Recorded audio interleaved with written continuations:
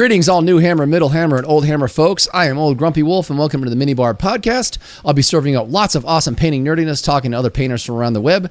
And before we get started, I just want to plug the website baselayer.com.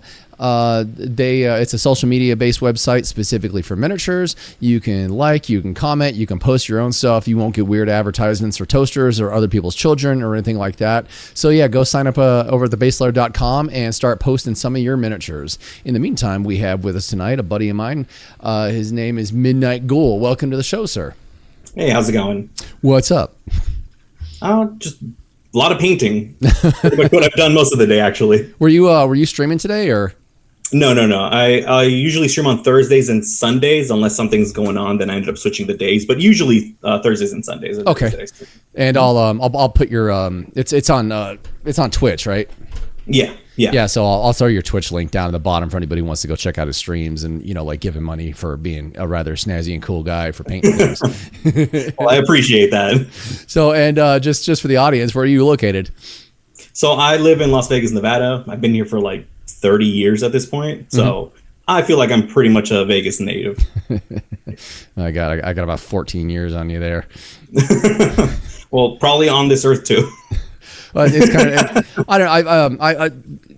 of you might have heard me talk at the shops before, but like I've toured and all that stuff with my band and whatnot, and I've been to Phoenix, Seattle, Portland, Los Angeles, and frankly I like Vegas. I've been to major cities and, there's just a lot of everything, including traffic and people. Whereas here we have a little bit of everything and not so much near the amount of traffic and people. Yeah, no, I agree.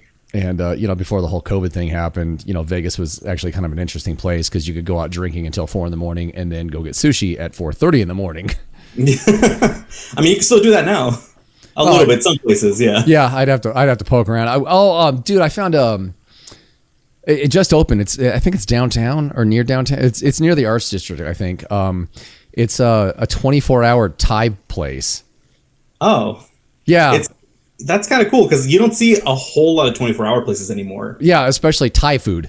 Yeah. Because like Friday nights when Pepper comes over, we're just we usually just hang out and drink and have fun. And like I sent her like a week's worth of memes, and we look at them on Friday.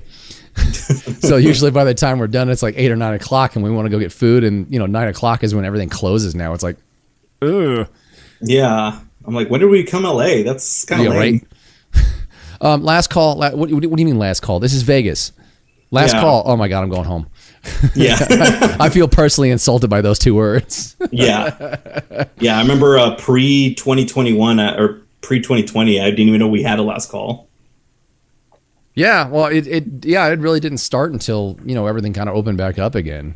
Yeah, it's like all of a sudden, it's like, oh, they close at like 9 or 10. And I'm like, that's when everybody's arriving. What do you mean? Right? Yeah. I think it was like 2015. I was out in LA, and I was picking up some band merch from a buddy of mine. I used to manage his merch, and I just stayed the night out there. I crashed at his place, but I ended up going to Bar Sinister down off Hollywood Boulevard, and it was like a goth club, and I was hanging out on the it's a really interesting club the way they have it set up. I was hanging out on the in the foyer area almost, where they have a small stage, they have a small bar, and they have like couches and seating all over the place. So I'm hanging out with a friend of mine out there, and her and I have a really good conversation, lots of laughs and stuff. And all of a sudden, boom, like the music just shuts off, the lights come on, and like the bouncers come out. All right, it's 2 a.m, go home. I'm like, oh yeah, I'm in LA. Whoops. It was weird. That's pretty lame. So let me dive into the questions, because I've been very curious on your history of this. What got you into the hobby of miniature painting? So painting in general, I've always been into it.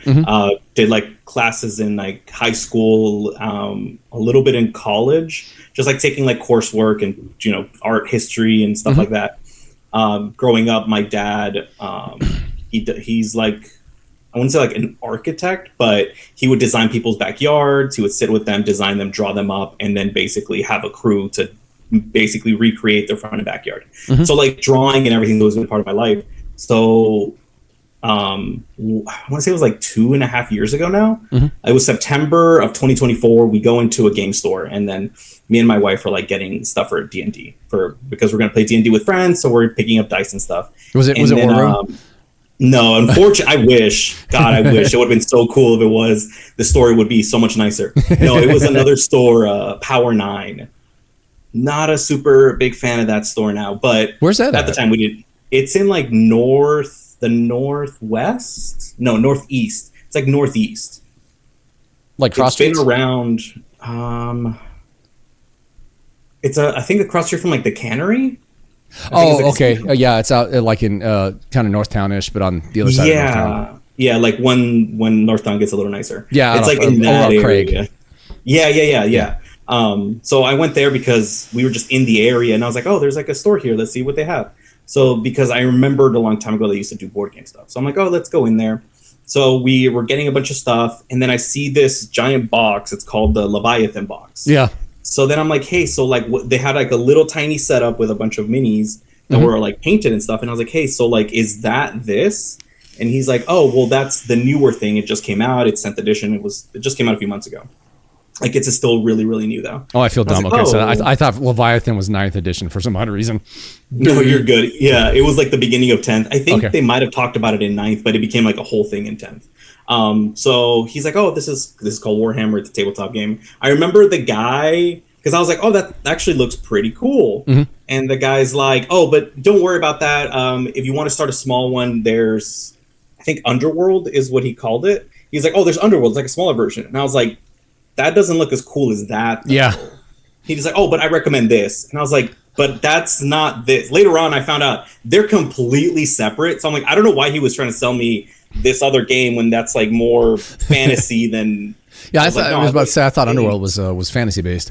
Yeah, 100% fantasy. So I was so confused. Like once I started to learn more about it, I thought back to it, and I'm like, that's kind of weird. Why did he do that? So I saw the box, and I was like, oh, that's really cool. So then I asked him for the price. It was like $2 something. Mm-hmm. Next day, I didn't buy it, and then the next day I was talking to my wife, and I'm like, hey, I looked it up a little bit. I saw like a Reddit thing, and it's like painting minis, and it's like a whole game. And they're like, the Leviathan box is like a new starter set for the new edition. So I think I'm gonna get it. So. Mm-hmm. She's like, yeah, no, for sure. That sounds really cool. Ended up buying it, finding out, okay, cool. I need primer, I need paint. So I bought everything. And I started just painting. I didn't realize how big the hobby actually was until like, I think a year in. So didn't know, which I tell some of my friends this all the time and they think it's hilarious. I didn't know that tutorials were a thing. Didn't know that it had an actual like community on like YouTube and everything. I just remember I saw some like Reddit post talking about it. Mm-hmm. Like, here's the basics for the painting. Like you need to put primer and then you can put paint. And I'm like, okay, I got the gist. And then I just started painting and posting it on social media, and like a year later, I had like 1 or 2 friends that did like tutorials, but they were like, around my like they weren't in the hobby for a super long time either. So I was like, oh, we're all getting at this at the same time. That's cool. And then as it went on, that's when I started like meeting other people, and they're like, oh yeah, there's this YouTuber that I like that does this. And I'm like, wait, people on YouTube do this? Mm-hmm. And he's like, yeah. And I was like, oh.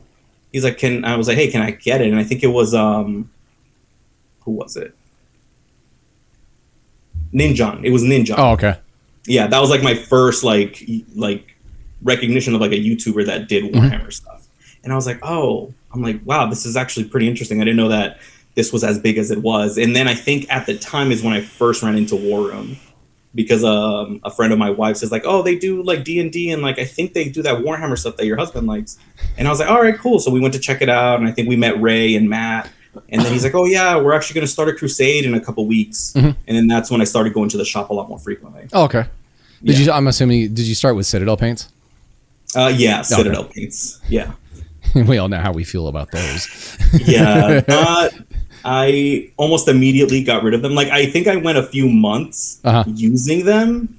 And then I think I switched over to Pro Acryl. And then after that, I was like, oh, this is the only paint that I'm using.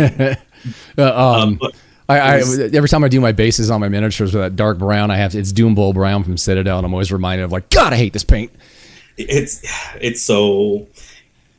It's good if you're starting because you don't know any better. Yeah. It's like, oh, Warhammer, I'm gonna buy the paints that are made by the same company. But yeah, once you find every other company, you're just like, oh, this is definitely not it. It seems. I mean, we'll get into it later because I'll bring up the painting question. But they're so fickle and inconsistent. Yeah. Like you get one color that's like just massive, like one layer color, massive coverage. The next layer color up from it, dude. Like I could pour this on my carpet and it wouldn't stain. Yeah, it's so bad. It's really interesting how it varies. Like some of them are actually like coverage is decent, and then others that you don't even think about the coverage would be bad. It's just the worst. Yeah. No, and it's I'm thankful that we have so many varieties to choose from now. You know, we're not locked into just Citadel. And like when I was young, you know, like Vallejo came along in the 90s, but I never knew about it until like I got back. Well, I don't know, my best friend started using them, and that was how I was made aware of them. But like I guess they started coming to prominence in the 2000s, and I've never heard of them back then. But now it's like, you know, you got Vallejo Monocolor, Vallejo Game Color, same formula. Pro Acryl, Two Thin Coats, AK, War Painter.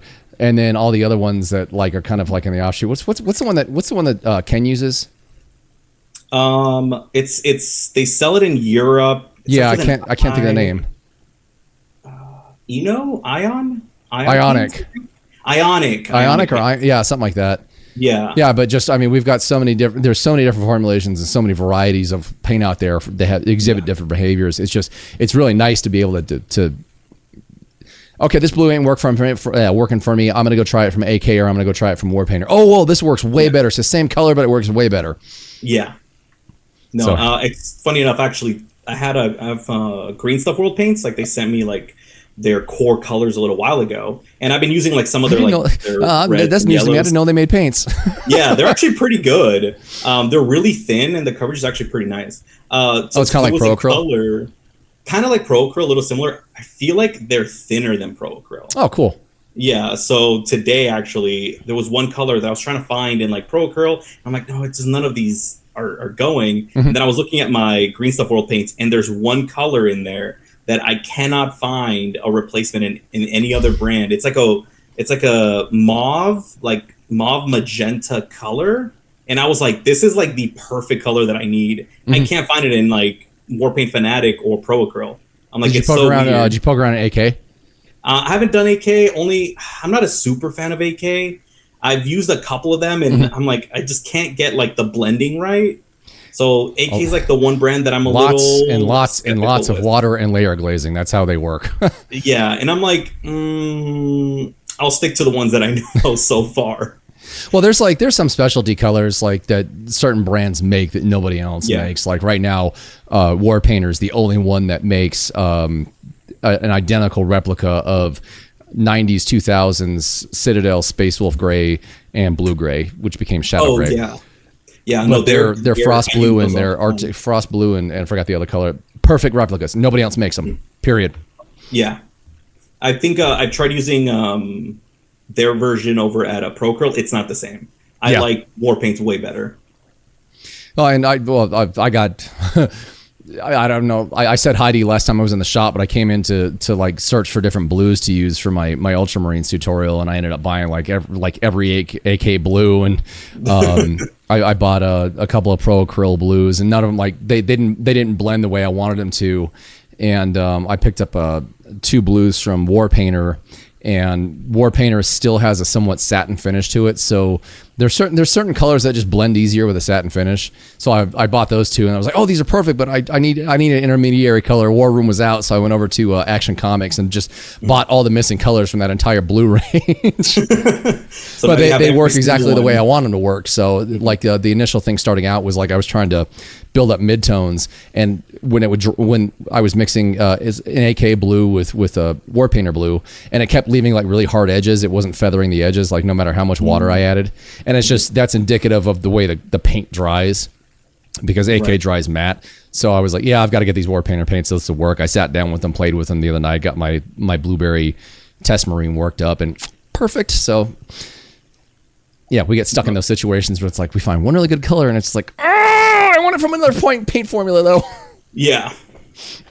No, I totally get that. And that was my problem starting out was all my old Citadel paints had dried up, so that's all I'd ever known. So I had to go through different paint lines to replace all those old colors. Yeah. So I'm assuming you kind of mentioned it in the question, but like, did you really get into the hobby specifically because of gaming or painting?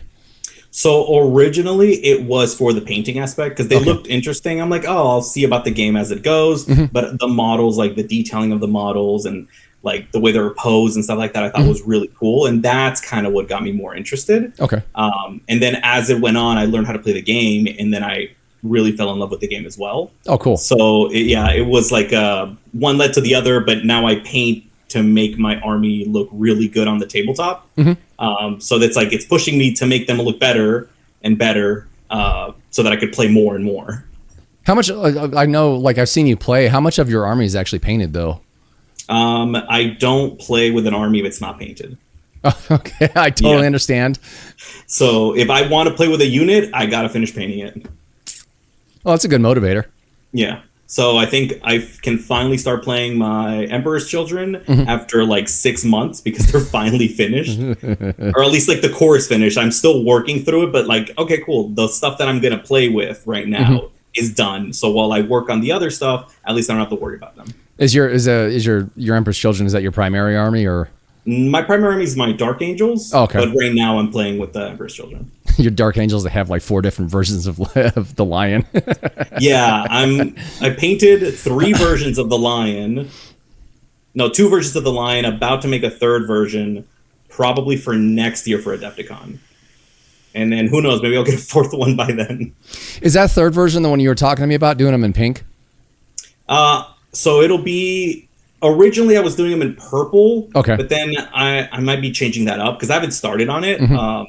Because of what I wanted to do was he took down what is it? Not a knight, a dreadnought, and the dreadnought's plasma cannon's about to go off. So like I wanted to do where the light is shining on him. Oh, okay. Like on the entire, like on the side of his body where the plasma's about to shoot off. So I'm like, that's kind of what I was doing. But then there's like a whole lot of like light physics and then making sure the light actually makes sense and feathering and things like that. That I'm like, I don't think I'm ready to build and paint that to what I have in my head. So I'm basically painting a bunch of other things to get to that point. Okay. Yeah. Yeah, you mentioned it to me at the shop one night when you and I were talking, and I was really curious as to see how that would turn out. It sounded like a really neat idea. Yeah. I mean, I think a lot of people would like, you know, just, I don't know, kind of people who are really stuck into the game who aren't really into the painting side of it. They're like, oh, that looks garish. It's like, dude, shut up. That's a cool idea. Yeah. Yeah, no, I've met a couple of those people that are not very nice to changing things up. Yeah. But usually just ignore them, and everybody else that actually thinks it's cool will actually think it's cool, and that's what matters. Yeah, I bump into people like that on Reddit. There was, I mean, like when I posted that the Blood Angel I did for I can't even think of his name, Jaffa over at Warhammer. People are like, you know, saying like, oh, that looks dumb. It's like, it looks like out of Tron, and the Blood Angel isn't supposed to be orange. It's like, where's yours? Like, no, I love it. It's unfortunately it is part of Reddit, which is usually why I stay away from Reddit, because I'm like, I don't think I can take that. Well, thankfully, like a lot of the stuff that I post, like even if it's like, you know, way outside the realm of what people are used to today, people still seem to enjoy it and are mostly cool about it. But I mean, I will say like dumpster overall, dumpster. Yeah, we should start calling it, instead of Reddit, dumpster. Reddit is just kind of a dumpster fire overall. Oh, definitely. Oh, Freudian slip there. Yeah. Dumpster.com. Just register the URL so it redirects to Reddit. Oh man, that they would have a field day at Reddit for sure. So this was well, I'm thinking of it. This was this your first time going to LVO and entering in their painting competition? Yes. This is also like, I feel like I don't know enough to what people think that I know.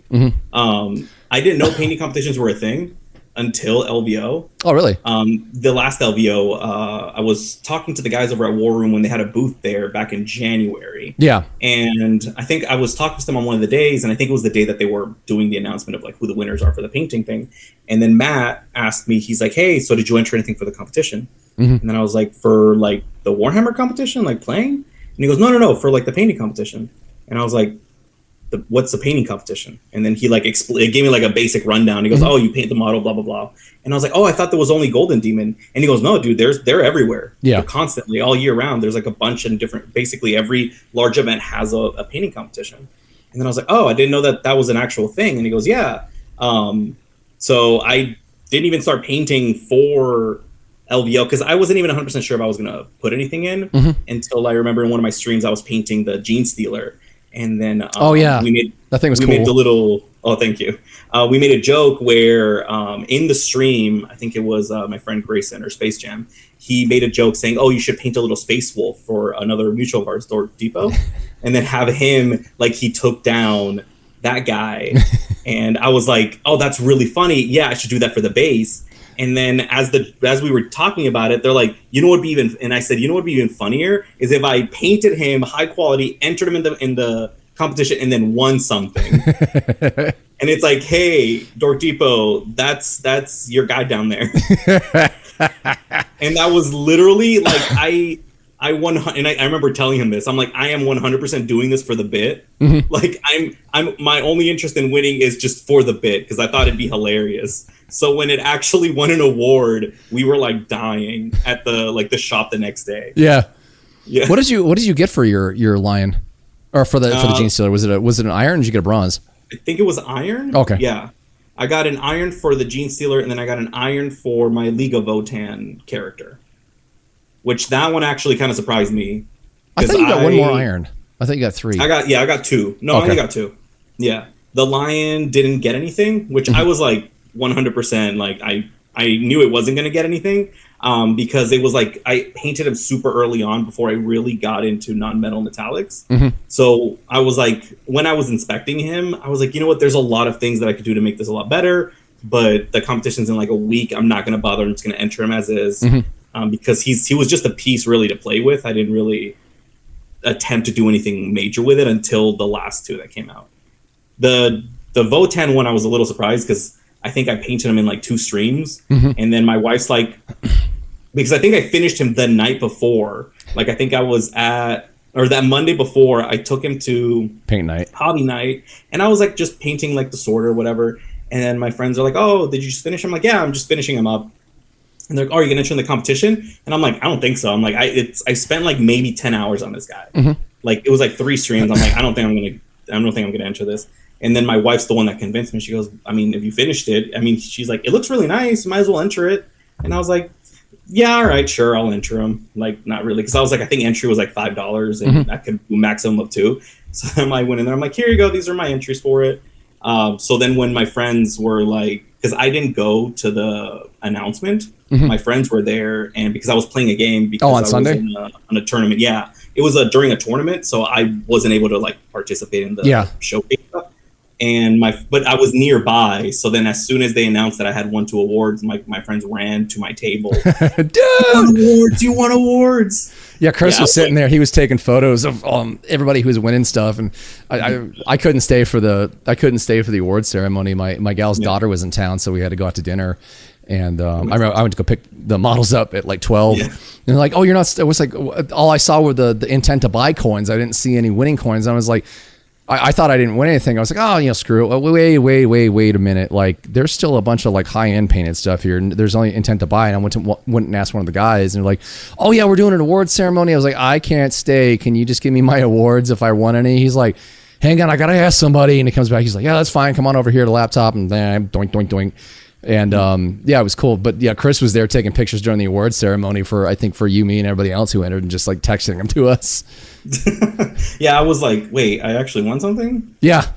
Oh, dude, I was floored. I was like, ooh. But no, I thought you were just doing friendly games. I didn't know you were actually competing. Yeah, it was. Well, it's called the friendlies. Oh, okay. So like a ranked competition, but instead of being 2.5 hours, the matches are 4 hours. Oh, so, okay. Yeah, the timing is different, and it's less games because I think the full-on games you play a total of 6. In the friendlies, you only play 4. Got it. Yeah. Yeah, I misunderstood what you said then. I thought you were saying you were just playing friendly, as in like you were just going there and playing a few games against people you knew and you weren't actually competing. Oh, no. I mean, I might be doing that this year because I'm like, I don't know if I want to fully compete like I did last year. just because it's like I did like a bunch of friends came to visit, like people from like my streams and stuff. They came to visit LVO and then to like hang out, and I feel bad because I'm like, y'all just watching me play, so this is kind of awkward. So I'm like, I'm so sorry, we've never met like in person until today, and I'm just locked into this game. So I don't know if I'm gonna do that next year. Are you gonna compete this year for painting? Yeah. Oh, cool. Actually, it was funny. Me, Space Jam, and KrakDuk were actually all gonna paint the exact same. Dude, where's he been? Style. Oh, I saw him yesterday. Oh, okay. He never comes to paint night, and I've actually wanted to talk to him and hang out with him again. Yeah, no, he's been there the last few Mondays, but we're usually like playing games when we're there. Oh, okay, that explains it. Because like there's the Crusade going on right now, so we've been playing like games and stuff. All right, so back to you entering this year for LVO. Yeah, so I'm gonna enter probably what I'm gonna enter at Golden Demon this year, and then also that mini. Oh, okay. That we're all gonna like we've already bought it. We're all like we were talking about it just for fun. It's like all three of us enter the same mini. We thought that'd be cool. Kind of goofy. I kind of blows like finding out about Golden Demon since I'm going as well. Like, I actually kind of like LVO and like Nova over Golden Demon because you can enter 2 per category, whereas Golden Demon you can only do 1. Oh, really? I didn't know it was 1. Yeah, it's 1 per category. I was looking at the PDF. I'm like, oh man. Oh, that's kind of funny. That's kind of interesting. I wonder why only 1. I don't know. I mean, Maybe just like there's too many or something. I'm like 98% sure that's what it said, but I'll have to double check the PDF. But I remember being really disappointed because it only said 1 entry per category, and I remember the feeling of disappointment. I'm like, but LVO is 2, and I think Nova is 2, and like this is 2. Buh. I'm assuming that it's just like it's too many to judge. Yeah, well, so judging by what I entered recently, I entered the Squidmart challenge, and I was watching the video they made talking about like the rules and the entry stuff and whatnot, and they're like, yeah, and like the one we had last year, we actually had more entries than Golden Demon. It was a lot. So from what I've been told, like with Golden Demon, like if you get there at like when they open at 8 or 9 in the morning, you're waiting in line for like an hour to enter your miniature. Oh, damn. Yeah, wow. I'm just like, great. That's going to be fun. I'm going to get drunk in line. Dang, a whole hour. And I mean, I guess that makes sense. Well, good thing I'm going with people. Otherwise, that'd be kind of awkward. Hey, we can stand next to each other. We're going to hold hands and we can be paint buddies. Yeah, exactly. That's the best part. Hey, Midnight.Gh0ul, it's me. Oh, it's OldGrumpyWolf. Oh my God, hi. Oh my God, we're like line besties. Oh hell yeah! I'm gonna become best friends with the people around me. Like 702 represent. Woo woo. Yeah. No, all of us are just gonna be in a giant. Like we got to make it fun, otherwise it's gonna be horrible. Yeah. Well, I was, like I was talking about LVO. The one thing I am bummed out about is like there's a lot of people, even with the new venue, there's a lot of people that didn't know there was a painting competition going on. Oh, that's... Yeah, I talked to a load of people from the event, and they're like, there's a painting competition? I was like, yeah, I was in that back room on the left side of the wall. That was in there? So I think Verkos needs to make it a little bit more apparent that like there's a painting competition going on. And it's almost like I understand why they're in that room. That room actually has 24-hour security, and it's locked when the event's over. There's still a security guard that goes in and out. But at the same time, I think it's kind of a disservice in that like they're not, a lot of people don't know it's in there. Yeah. Hopefully this year when they bring, because I know that they had a lot of like issues, because I remember talking to Gary a little while ago, who's in charge of everything for the painting competition, and he was like, it became almost last minute because originally they were not going to do it. But then as they were talking to like, back in October, they originally weren't going to do the one in October. Oh, okay. But then like they had some changes. They were able to move some stuff around and actually be able to do it. Okay. But even to them, it was like super last minute. Like that might have been why it was so kind of mysteriously unknown back there. Yeah. Because I remember when I tried to when I went in to submit my stuff, I walked around the whole hall like twice, and I was like, where is this place? Like, if the room was shut, if the door was shut, you never know what was in there. Yeah, until we ran into like their booth where they were selling like paints and like the over the vendor area. And I was like, hey, where can I enter my minis? Is it here? Like, oh no, it's gonna be back there. And then I think we went too far and actually left the venue. Like, we were in the hallway, and I'm like, I feel like we went too far. And then we like turn around, and then somebody finally pointed us, and I'm like, oh my God, I was never gonna find this place. Oh, dude, while I'm thinking of it, did you try the live action laser tag role playing thing? No, I remember somebody told me about it, but I had no idea where any of this stuff was. Yeah, it was like the big room next to the painting competition. Like if you were walking up toward, you know how like did you park in the parking garage? Yeah. So you know when you came down like around the back of the convention area, and then like you heard that music coming from that one room, or all those sound effects. Yes. That's what it was. Oh, okay. I was like, I don't know what they're doing over there. But I was really bummed I didn't try it. Like I'm a little fearful about it. I thought it was going to be, maybe I didn't hear about it, but I thought it was going to be like more of like you had to like roll dice and actually play it like Kill Team. Oh, but from what it sounded like in there, it sounded like just a big laser tag game. Oh, so okay. My brain does not like playing Warhammer at all. There's just too many rules. I just glaze over like you telling somebody how to layer, like do a whole miniature painting wise. They're just like, that's how I am with rules. I watched two people play one night down at War Room, and my brain was like, no, you're never doing this. No, It's like it's not difficult. There are a lot of things to remember, but the game itself, like once you get the base down, it's super simple. It's just like comparative to like Space Hulk, it just seems very overwhelming. Oh, probably. Like there's just a lot you have to look up, a lot you have to remember. There's a certain order for all kinds of crap. I wish I would have told you about it. Did you try Rhino Racing over at Warhammer? Mm-mm. Dude, it is the funnest, stupidest game you'll ever play. Yeah.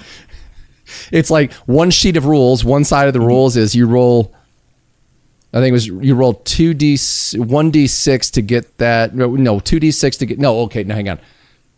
1d6 for that side of the rules. Mm-hmm. And it's just like you roll a 1 or a 2, this happens, 2, this happens, 3, this happens. And then you roll a 2d6 for movement. You subtract the lowest from the largest dice, and that's how many inches you move. And that's the entire game. Oh, okay. So it's like literally like a racing game. Yeah, and like you end up like jumping on top of each other, banging each other, and like sending each other flying across the track into like guardrails. It's basically like Rhino pinball. Oh wow. Okay.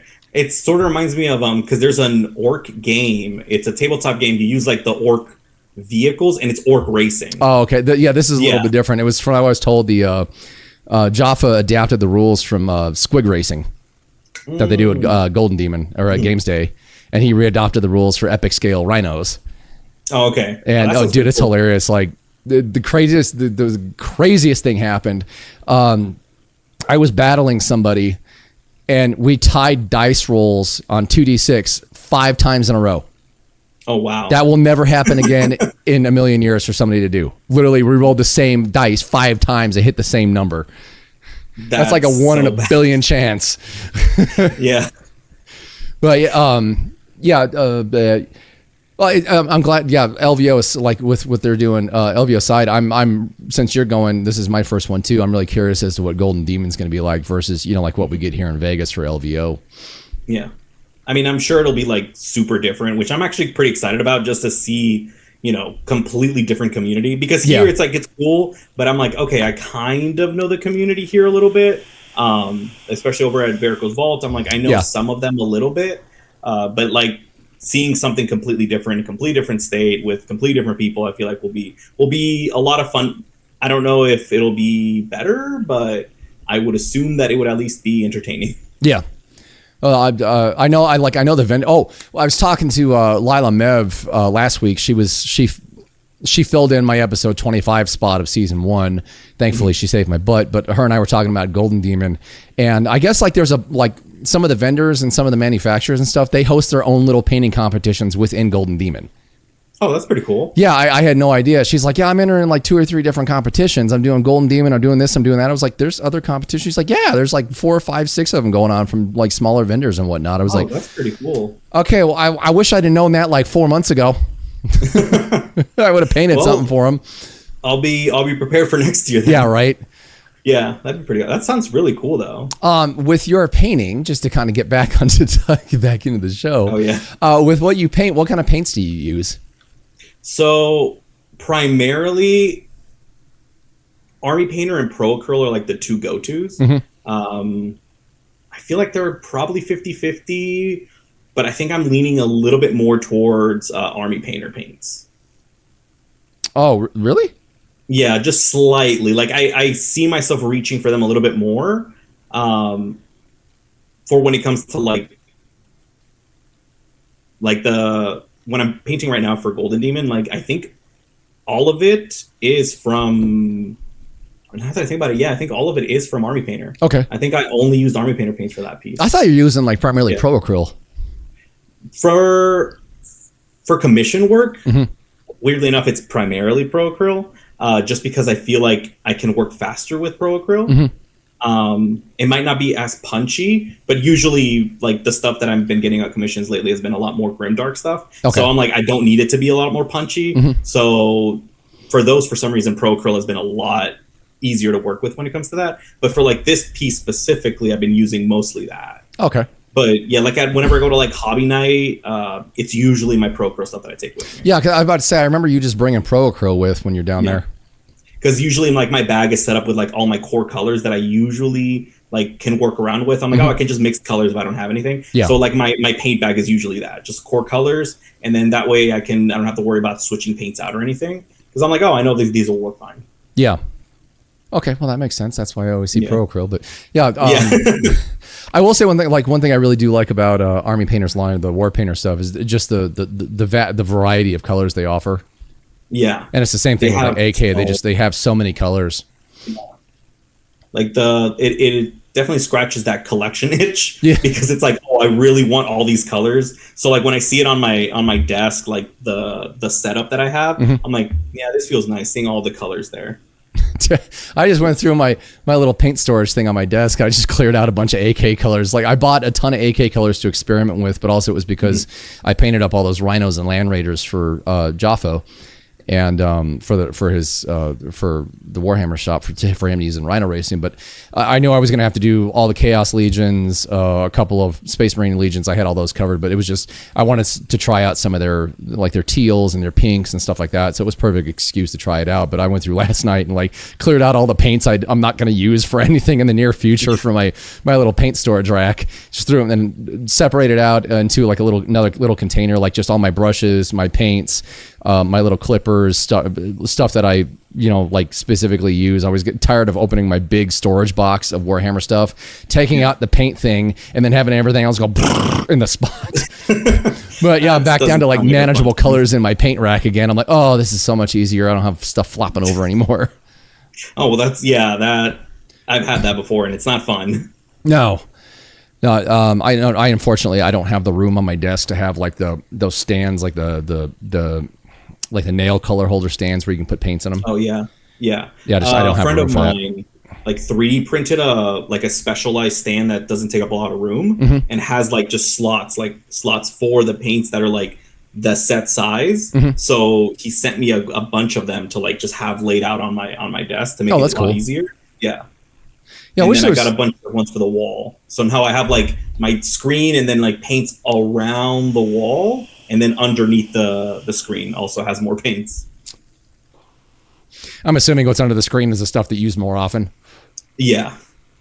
It's usually like these are the colors that I know I use a lot more frequently. And then around my computer will be all the other colors that way I can at least see them and know that they exist. So that way I can start using them a little bit more.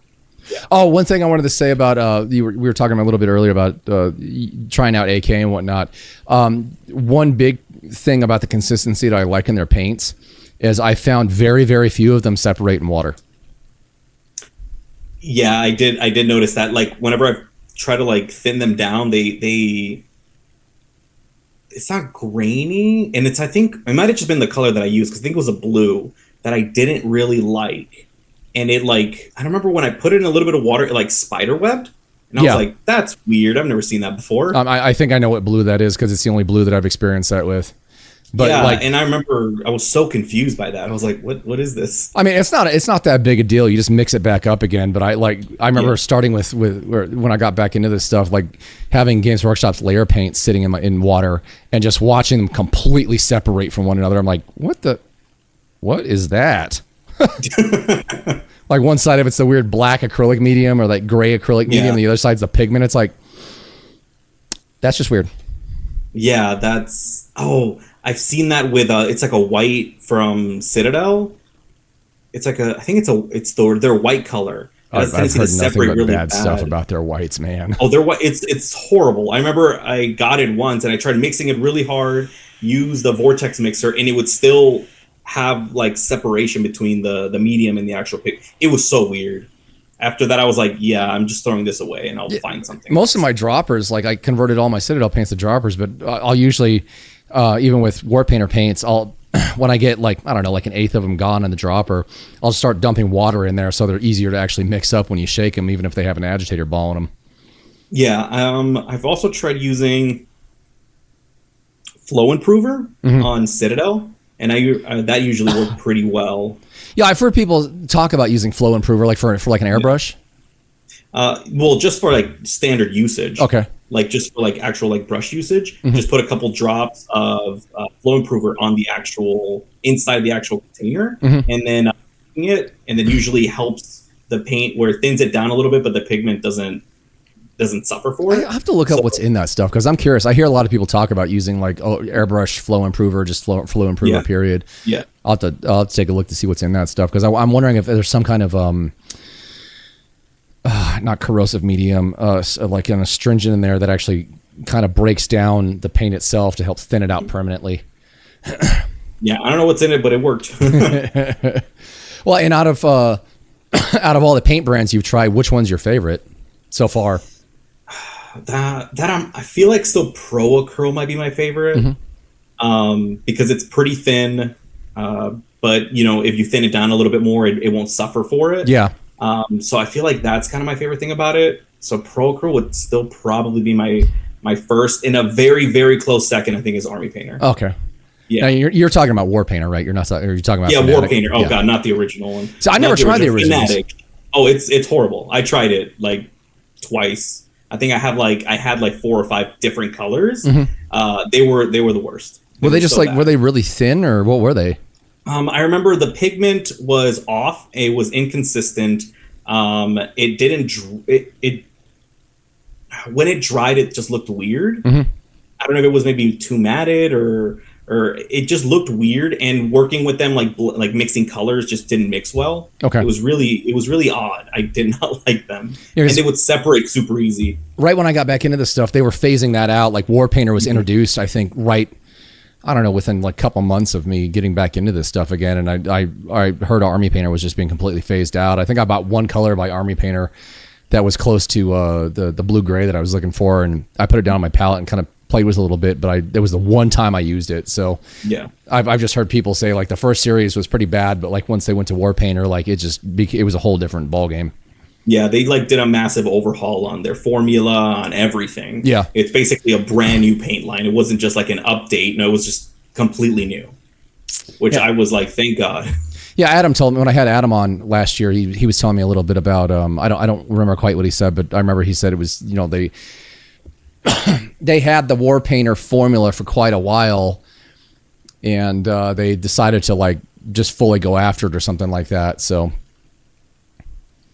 don't know. I'm pretty happy. It was nice to actually hear that like a major manufacturer like that was aware of the issue and they really worked hard to fix it. Yeah. Whereas, you know, Citadel refuses to fix their lids. Yeah.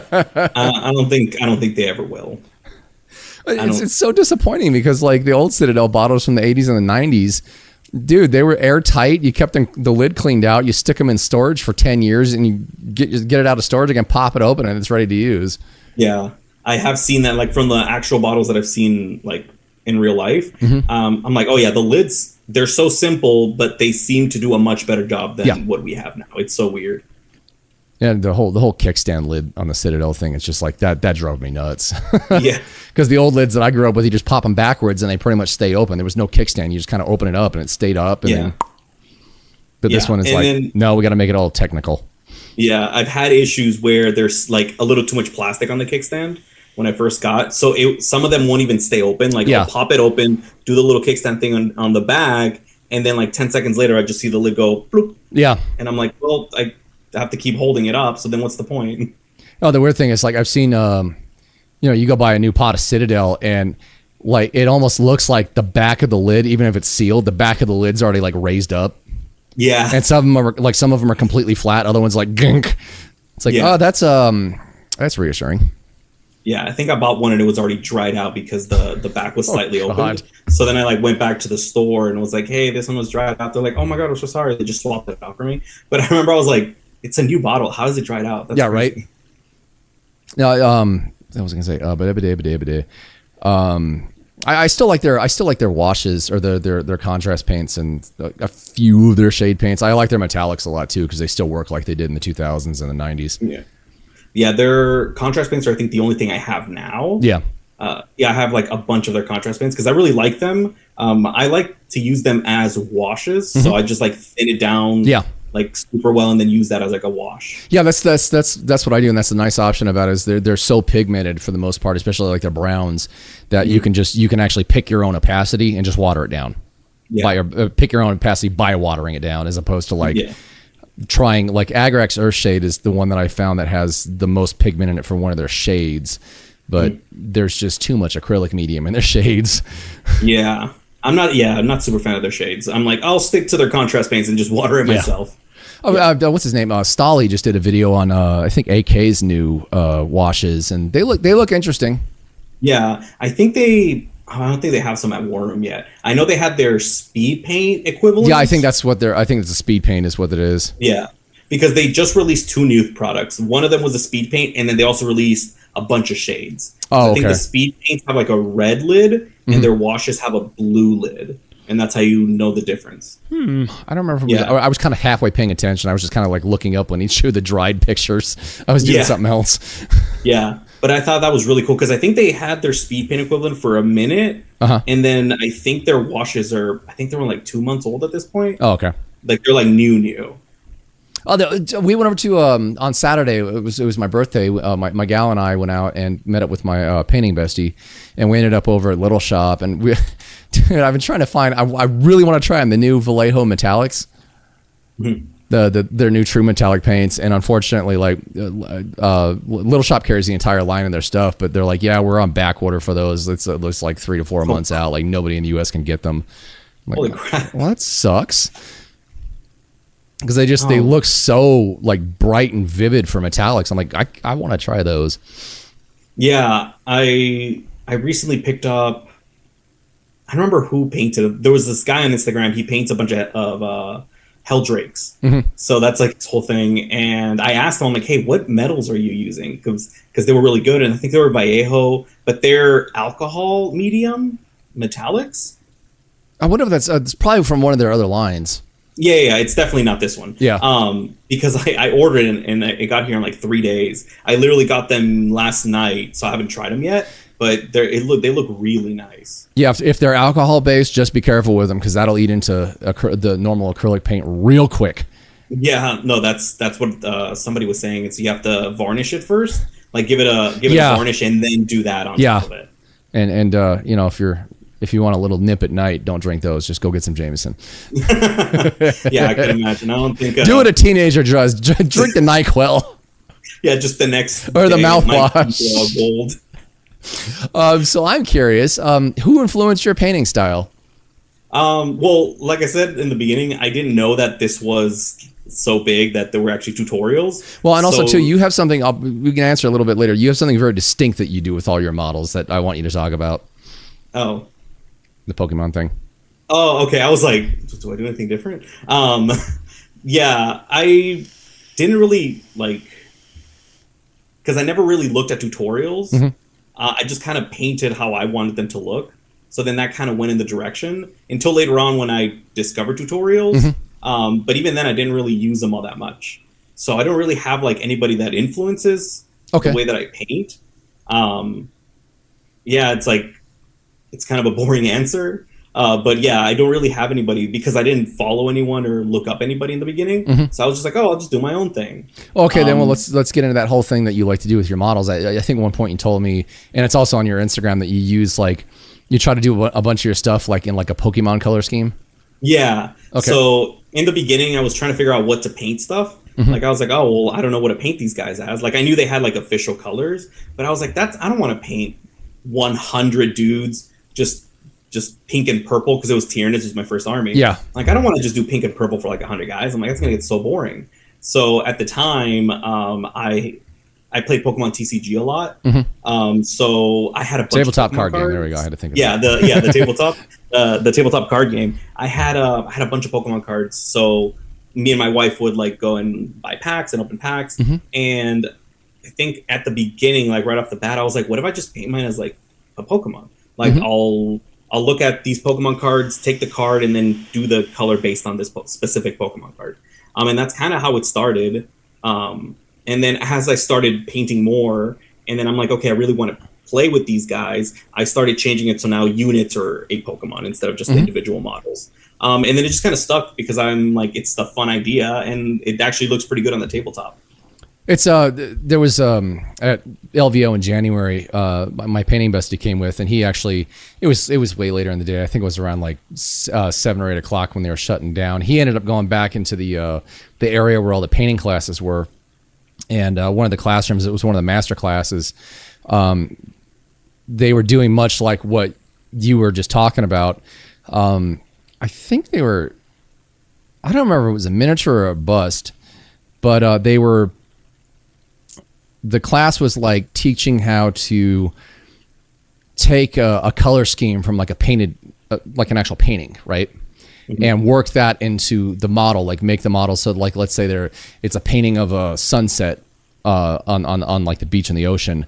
And there's like, it's primarily done in, it's like trichromatic where it's like blue, orange, and I don't know, like a brown or something like that is the three primary colors used in the color scheme. So take that, what you see in that image, and translate it to the model that you're painting in front of you. And it was a really interesting class. And, you know, I think with you being in art for most of your life, you understand what I'm talking about.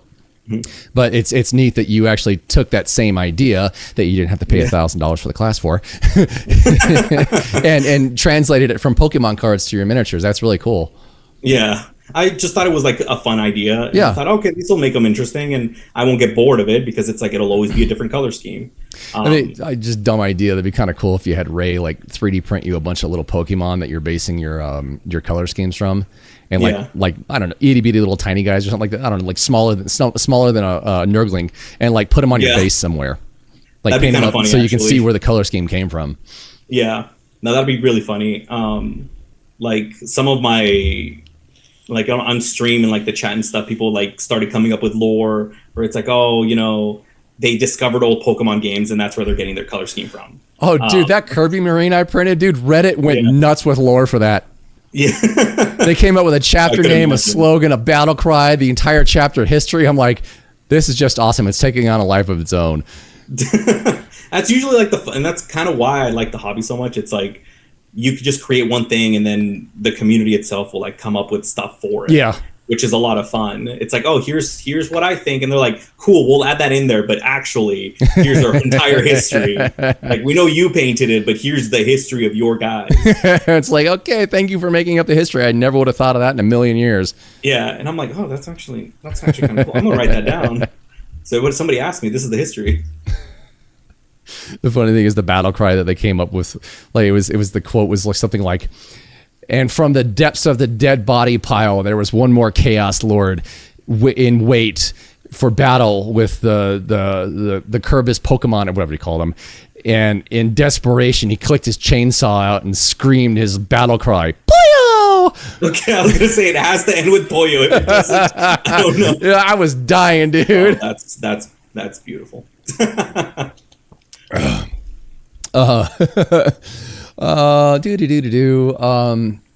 You haven't done any busts, have you? No, I have one or two, but I have not painted them yet. Okay, well, I can't ask that question. Boring. Well, do you paint in sub-assembly?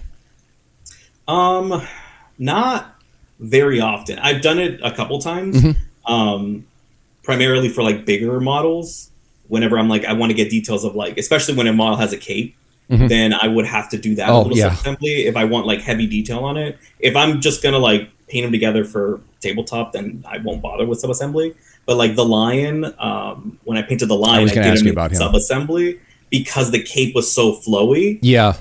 And it covers like so much of the model. Yeah, so like I think I did the arms. I did it without the arms. I think I put the torso just because I wanted to know how the light was gonna hit. But that was pretty much it. The head wasn't on and the backpack wasn't on.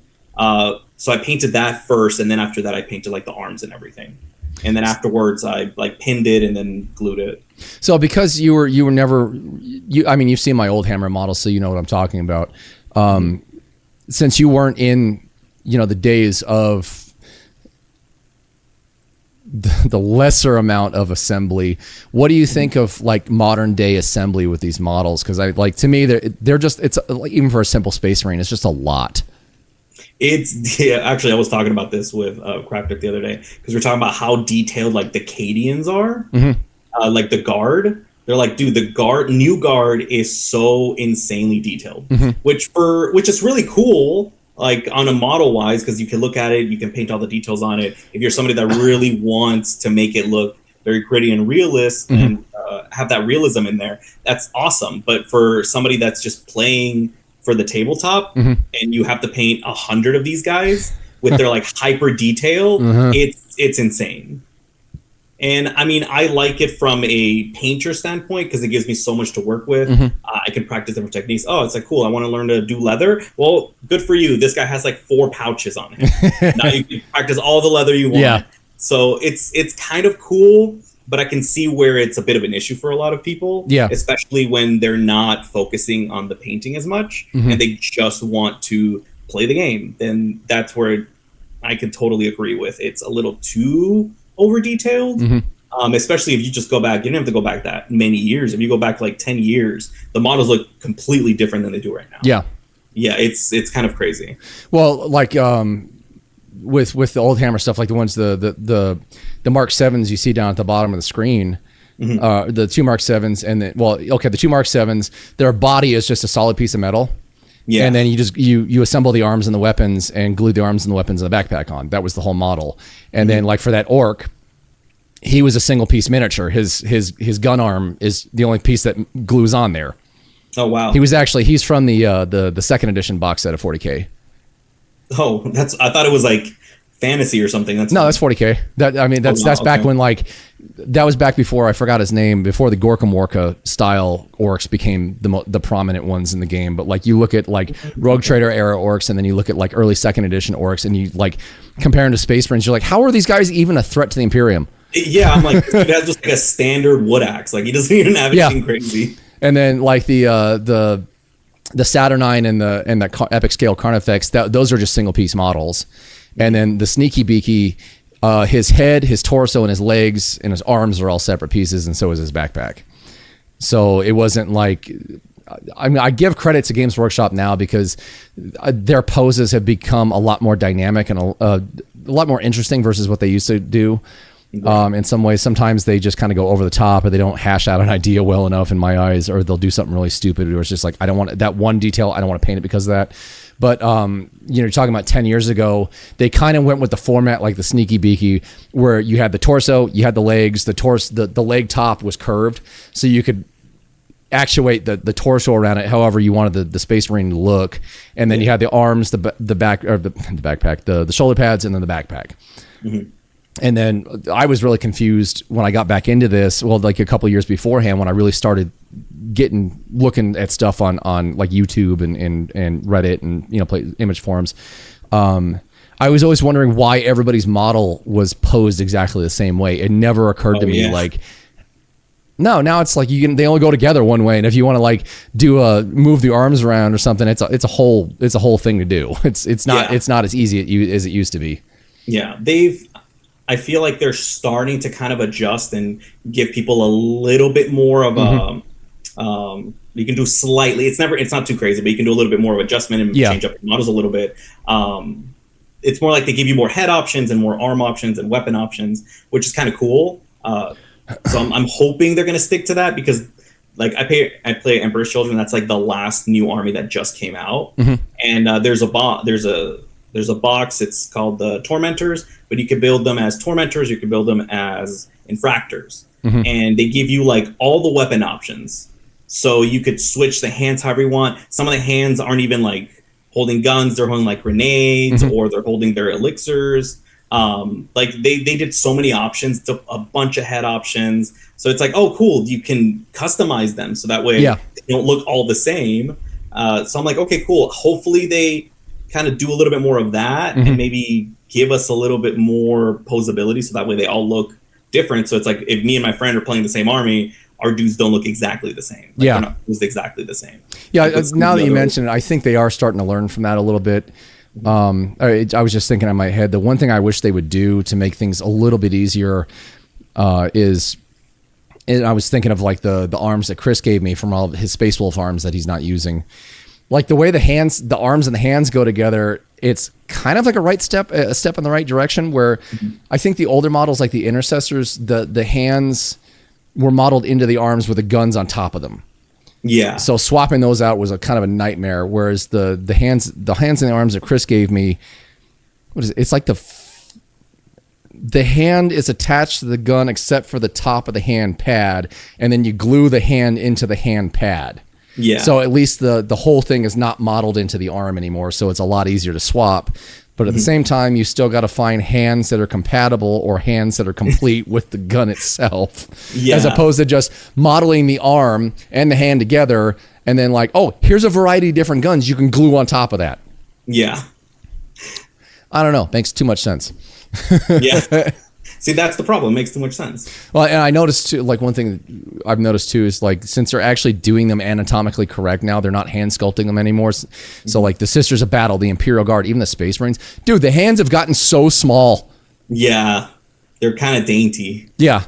I miss the hero scale hands where they're like chunky.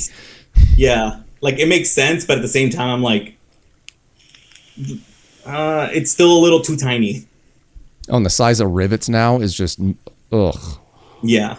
I've seen some people online where they're like, oh, we had little rivets on our own. And I'm like, that sounds like so much work for something so teeny tiny. Well, at least like with the second edition rivets, like on those Mark 7s down there, like on their backpacks, they're probably 2.5 times, 2 to 2.5 times the size of the rivets now. Way easier to paint, way easier to get a perfect line around. Oh my God. Yeah, I don't paint the rivets anymore. Yeah, the way GW wants you to do is like, now take some contrast paint, just dab it on there, it'll collect around the recess. It's like, I don't want to do that. I don't care about the shade. I want a perfect. I paint like black lining. I want a perfect line around it. I don't want to have to sit there for 15 minutes drawing a perfect line. I mean, doing Lamardes for LVO was just nerve wracking. Yeah. From his Boltry he's holding out in front of him, doing just those tiny little orange little lines around the. I mean, I base coated it, and then I think I just dotted them with white, and then dotted them with a bit of contrast magma draw flame, dotted them with bright ivory from Pro Acryl again, and then went through with yellow, and then corrected the orange around the rivet. Like this is really annoying. Like this is tediously bad, but I'm old.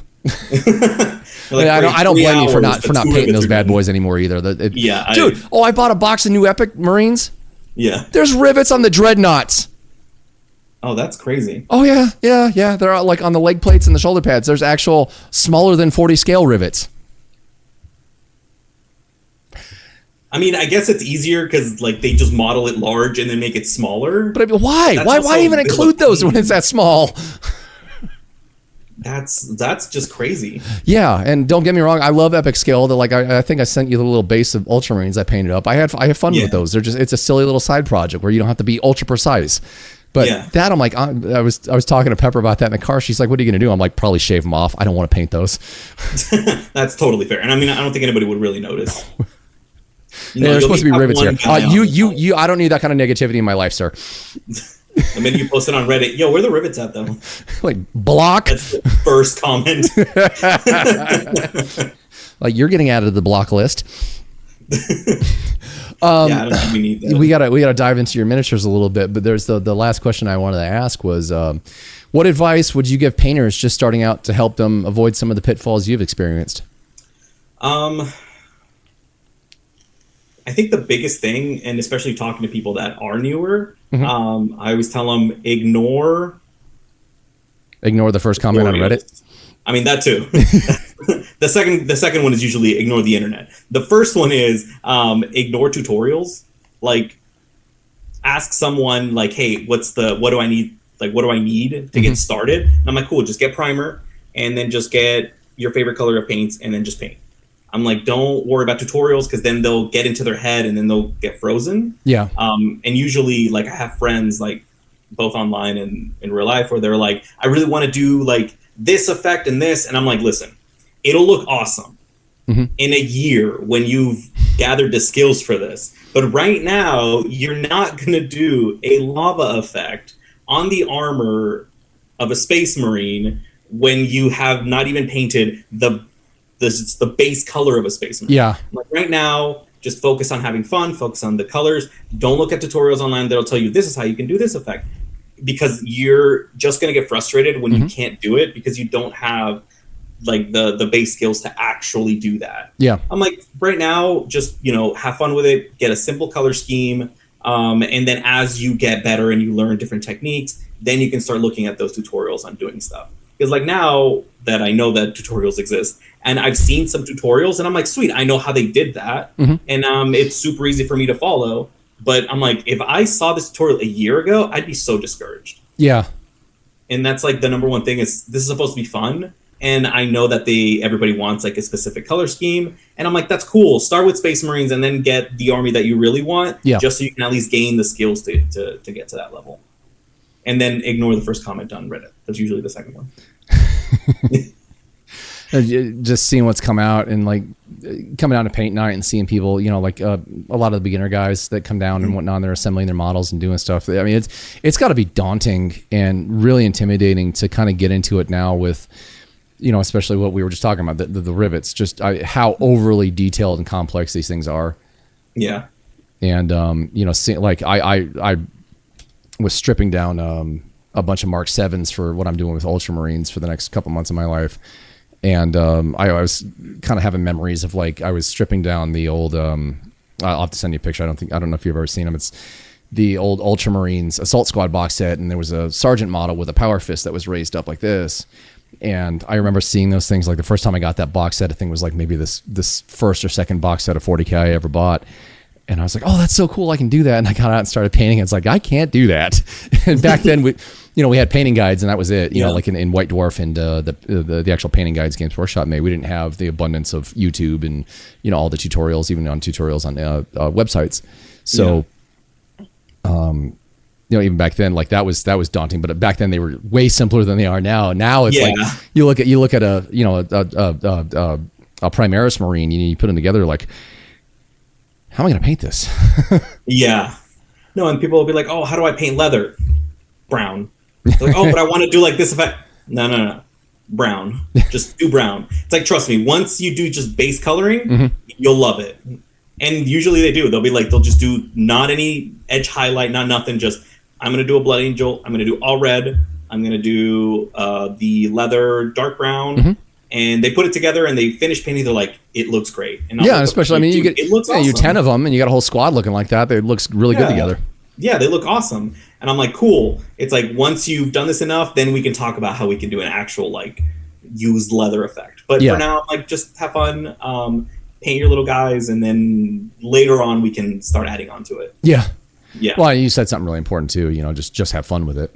Yeah. And that's ultimate. I mean, when it comes down to it, this is a hobby. Yeah. We're painting a hobby, most of us, to play a game. I'm like, there's no stakes here. It's literally just have fun. I'm like, granted, it's expensive, so you want to do your best when it's expensive. But I'm like, you know what? Stripper is, it's cheap.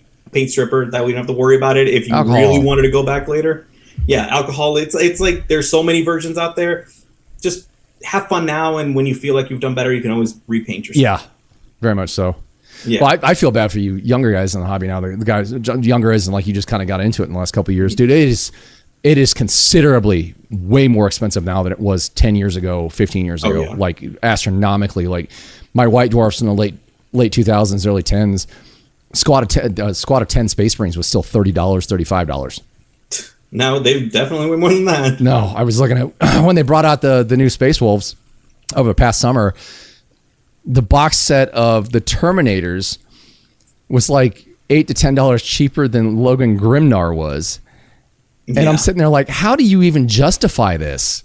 That's one, that Logan Grimnar is one model. It's less plastic than you use in the Terminators. Like, how do you even justify that? Logan Grimnar back in my day, and like when I bought him in 2003, he was $7. Yeah. I remember people telling me how much it used to be. And I'm like, you know what? I don't need to hear even that. Adjusted for inflation, dude. Like if, let's say 2.5 times, that'd be what, 14, about $20. Yeah. At maximum. Yeah. And now you can't even, I don't think you can even buy a plastic blister model for $20. There is one kit that I think is $28. It's an orc kit, and it's, I think, the little guys that they bully. Oh, the Snotlings? The Gretchen? The Gretchen. I think the Gretchen box is like $28. That's, I think, the only thing that's $28. You get one Gretchen and a mushroom. Oh no, you get a whole set. It's weirdly a really good kit because you get like 10 Gretchen and like one other orc model that's with them for like $28. You're not talking about the Snotlings and the Runt Herder for $40K, are you? I think they call him Gretchen, and I forget what the other guy is, but he's like a herder, yeah. Yeah, Runt He has Herder. like a weird, something like that. Yeah, I think I have that box set. It's a bunch of Gretchen with like actual like guns and stuff. Yeah. Yeah, those Gretchen were actually remodels of the old Gretchen from Gorka Morka. Oh, okay. I think 7 or 8 of them in there are actually just updated versions of the exact models, the metal models from Gorka Morka. Okay, that makes sense. They're like super simple. I'm like, I think I bought that kit once a year, like when I first started, and I was like, oh, $28. Okay, I'll take it. I bought a Gene Stealer, the female Megas, and I think she was like $38. Yeah, some of the characters I'm like, are there's like 50 cents worth of polystyrene in this thing. Oh yeah. That's why I'm like, you know what? I'm not going to think about how much it actually cost them to make this, because then I'm just going to get sad. You just curl up in a ball in the middle of a war room and start crying. Yeah. So I'm like, you know what? I'll just accept my fate. John gets up and John comes over and says, stand up and be a man, just buy it. Yeah. It's like, is it cash or credit? I asked you a question. Oh, speaking of, dude, I love those silly skits that you do with John. Those things are so funny. Oh, yeah. Yeah, a lot of the times on like Mondays, like in the afternoons, we'll just like talk and we'll like write down. We have a group chat with a couple of us, and we're just like throwing ideas around, and then just to see like different skits that we can make. I think one of my favorite ones you did with him was when he threw you out of the shop, and you're like, but wait, all my stuff's in there. Yeah. That has happened by accident. Oh, really? Where I left Warm. I don't remember. I brought a bunch of stuff to Warm. I don't remember why. I think I was like playing a game and then painting, and then I think I was dropping something off for someone. So like at the end of the night, I just took my painting stuff, and then I went home, and then on the way home, I'm like, wait, all my models are at the store. John, like, I left all my stuff there. Yeah, I like sent him a message. I'm like, hey, I left all my stuff at the store. And he goes, okay, I'll let Matt know so that when they see it, they can put it in the bag. You're across town from War Room, aren't you? Yeah, I'm like half an hour. Well, no, it's not that bad. It's like 20 minutes away. Oh, you're like in Chris's situation. Well, God, Chris, Yeah. He lives like the other side of the world from War Room. Yeah, I think I'm like 10 minutes from Chris.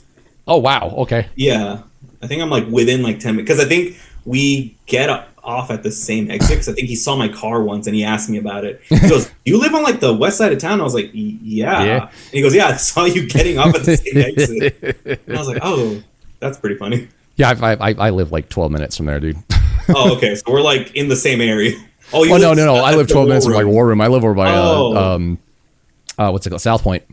Oh, okay. Oh, yeah. No, see that. I wish. So I just take usually Pollock down to Warm Springs, take Warm Springs over to Eastern, and then shoot down Eastern. Mm. Oh yeah, no, super easy. I wish I lived on the south side of town just to be like down the street from the store. It's both a blessing and a cursing, because there are times where it's like, I want to go to War Room and spend money. It's so close, and then it's like, no, I don't need to go to War Room and spend money. No, that's kind of the pro of being a little far. Yeah, my pile of shame box is getting pretty full. I'm like, I've got to paint some stuff in there. Yeah, no, I totally get that. And then sometimes I get old stuff too, and I'm like, oh, that's actually kind of cool looking though. Let's switch over to your Instagram feed, because we were talking about a few things from here, and I think people would like to see what we're talking about. I've shortened this area of the video because like it's the least watched of it, but I don't care. So there was your winnings from LVO. Yeah. And that was the Gene Stealer you were talking about. I think it was cool. Yeah. You should have put the name tag on him that said Chris. Yeah, I tried doing a little name tag. I couldn't write Chris like small enough to where it would make sense. I tried like different versions, and it would just kind of like it would look kind of you wouldn't even be able to tell what it says. Okay. I was like, I just ended up scrapping that entire idea because I just couldn't do it. Oh man. Yeah. Did you actually? I didn't notice. Did you actually work the monster can in here? No, I did the monster can on a newer model. Okay. I painted Fulgrim, and on the base of Fulgrim, there's a little monster can right next to another Space Wolf that's fallen. So it's like it's a nod because I know that Dork Depot loves his monster. That's the one thing I really like about paint night. I apologize, I haven't been. I've just been buried in projects that like I want to be able to see what I'm working on. I can't really see while I'm down there. But the sheer level of camaraderie we all kind of have with one another. Yeah, and no, how I think, I mean, especially it seems lately like Chris has wound up just taking the brunt of it all.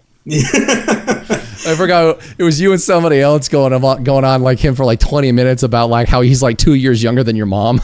Oh yeah. No, I think 1 year. Because I think he was born in 76. Oh wow. I think he said 76, and I was like, oh, my mom was born in 75.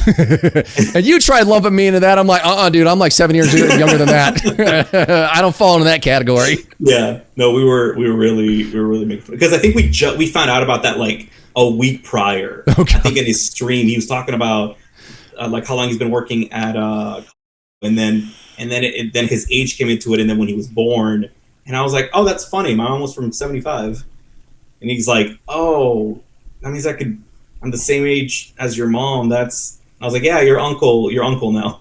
Your official unk. Yeah, he's like the old man at the table. Yeah. I think is this post just the Gene Stealer? Yeah, that was just the Gene Stealer. Okay. I think like the other one is like down lower, but the Gene Stealer was the one that I like worked the most. Yeah, that turned out really good. I remember when you showed it to me when it was like, I don't know, about 2/3 of the way done, and it looks so good. Yeah. And I really like how it's like such a non-traditional coloring for a Gene Stealer. Yeah. The color scheme was a Caterpie, the Pokemon Caterpie. Oh, okay. Yeah. I can see that. Yeah.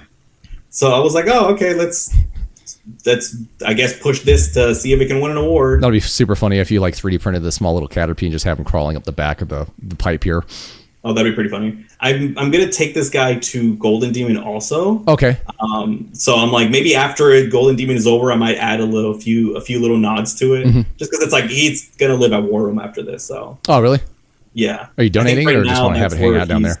Just hanging out there. Okay. Yeah. Matt asked me if I could add some models to like one of their displays, so I added that one and then the other model that one. So they're just at War Room, just hanging out. And then where was the squat? That one there is. There it is. Yeah. And then this guy. And who did you paint this after? Sand Slash. Okay. Yeah. Mainly because like the back cape thing that he has, or like the Tyrannid skull. I'm like, oh, it kind of reminded me of the spikes that Sand Slash has. Is that part of that kit? Yeah, it's part of the kit. Oh wow. Yeah, no, it's like a whole. I think the lore behind it is that they were stuck on a planet that was being invaded by Tyrannids, and somehow the Votan survived the onslaught, and that was like one of the characters. He's like a named character in it, and he like took down a bunch of the Tyrannids alone. Oh, cool. Yeah, I really like. I haven't really paid a lot of attention to it, but like when you guys bring down your squat models to War Room, it seems like Games Workshop's done some really cool stuff with squats now. Yeah, I think all of the new models that they just released, the detail on them is actually really interesting. Yeah, it's not overly detailed like I feel some other models have. But I'm like, I feel like it's the right amount. Yeah. And then, yeah. So that one, I was talking to a few people at Verko's Vault at LVO about the iron coin, and we like some of the judges and like some of the people at Verko's Vault, we were all in agreement. It's like they need to make the iron coin like the top winning coin because it looks so cool in person. Yeah. I was looking at all of them and I was like, this is the third. I was like, why does it look cooler than the other two? Yeah. Right. Well, yeah, I was like, dude, this looks so cool. Well, the only bad thing is they're hard to photograph because if your light source is directly in front of it, it turns into like a really bright silver. But most people don't know it's actually a dark gunmetal. Yeah, that's when I remember when I was trying to take photos of it. I was like, you can't tell what color this actually is. You know, it's one of those, unless you see it in person, you have no idea how cool it looks. Yeah, no, it's really weird. And then we were talking about this earlier. Where did you go? There he is. There's your lion. Yeah, the lion. He was a lot of fun to paint. I remember this is when I really wanted to learn how to do non-metal metallics. Mm-hmm. So like I tried a bunch of different things on him just to see like what would work. So I think I tried like 4 different versions of non-metal, like different like painting techniques to see like what I liked. So I'm like, this guy was like 100% like I was experimenting with a bunch of stuff at once. Yeah. To like see what would work. Now, when I was cutting him out for the video's preview cover and the Instagram post promotional post thing, like one thing I really liked is how you worked purples into the seers in the dark. Yeah. Like in their robes. I thought that was really unique. Yeah, I really wanted to, because I'm like, oh, okay, purple. Or Watchers in the Dark. Would look with red. Yeah, the Watchers. The purple, I was like, okay, the purple will look really good with like red over it. Mm-hmm. So I was like, you know what? Let's just like really push the colors on these, because these guys are like mysterious. Yeah. So I was like, why not just like really work with like that mysterious aspect to it and just make them really funky? Oh, and it just kind of goes with, I don't know, the overall coloring that you've got on the lion itself, the way you've painted it, that purple in the cloaks goes really well with just all the experimentation you did with the model overall. Yeah. I was really bummed that you didn't get anything for this, because this like in person, this is really good. Yeah. Like to me, if this won something, it would have surprised me more than the Voten model, because like out of all of them, this is the one that I could see the most like, oh, all of this needs a lot more work. Yeah. So like I remember I was talking with Dork about it, and he goes, why didn't it win anything? Like that's not fair. And I was like, no, like I 100% agree with the judges on this one. I'm like, it's cool and I really like it, but at 100% I'm like, I agree, it should not have won anything. Like there's so many things that I see with it that I'm like, if I had another chance to do it, I would do it. I would add so many different kinds of detailing to it, change up the lighting, physics, and everything. So that's why I'm like, I wanted to paint him again, but like for an actual competition. I'd be really interested in sitting down with some of the judges. I'm actually going to ask this time in LVO this October when judging's done. I actually do want to talk to the judges about my models and then other models that I see, to kind of get an idea of like where they're coming from. Because there was like with my Space Wolves and how well they did, that wasn't even my competition level of painting. That was like my fun level of painting, and how I managed to take silver and a third place is beyond me. Because there was a squad in Nurgle there that was just mind-blowingly good. It was the same. I think it was the same dude. He entered in the single comp too with like a Nurgle Marine and another Chaos Marine, and it was just absolutely fantastic painting. And how like my Space Wolves outplaced his Nurgle, I don't know. But I would love to understand like just how that decision was made. Yeah. And kind of how they make decisions on the other models in the overall competition. Because there was some stuff that Verko's posted that placed where I'm like, just to me, my own personal opinion was there was stuff that I saw there that was much better than what placed. Yeah. So to me, it's kind of confusing.